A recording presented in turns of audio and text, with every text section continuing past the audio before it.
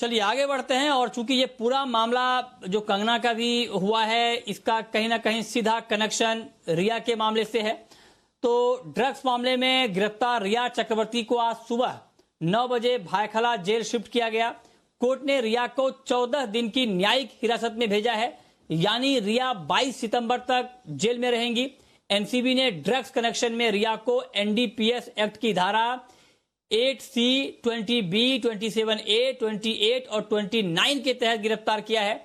इससे पहले एनसीबी की टीम ने रिया के भाई शोविक और सुशांत के हाउस मैनेजर सैमुअल मिरांडा को गिरफ्तार किया था।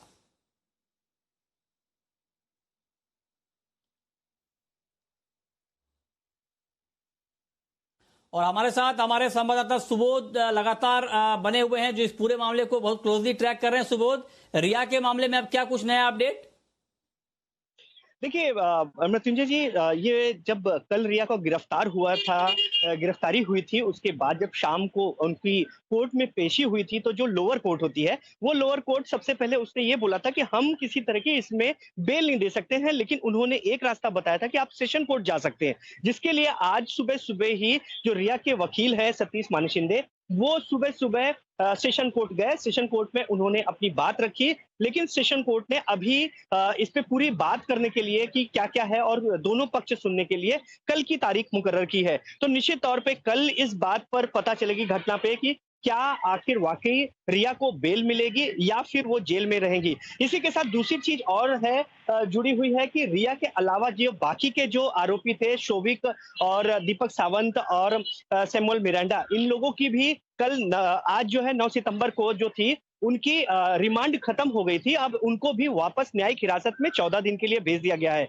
तो निश्चित तौर पे अभी एक चीज तो यहाँ पर बिल्कुल साफ तौर पे दिख रही है कि एनसीबी की जो खुद की अपनी इंक्वायरी थी, इन लोगों से पूछताछ थी, वो अब खत्म हो गई है। अब इनको न्यायिक रिमांड में भेज दिया गया है। अब जो भी चीजें होंगी, अब जो भी इन लोगों के जो वकील हैं उनके आरोप प्रत्यारोप है, अब वो कोर्ट में ही चलेंगे। लेकिन इनको वाकई जमानत मिलेगी या फिर 22 सितंबर तक रिया चक्रवर्ती को इंतजार करना पड़ेगा, क्योंकि अभी अभी फिलहाल उनके पास जहां एक तरफ सेशन कोर्ट में भी खुला है दरवाजा बेल मांगने का, वहीं सेशन कोर्ट के बाद वो हाई कोर्ट भी जा सकते हैं। तो निश्चित तौर पे इन बाकी के 14 दिन में रिया चक्रवर्ती के जो वकील है वो पूरी कोशिश।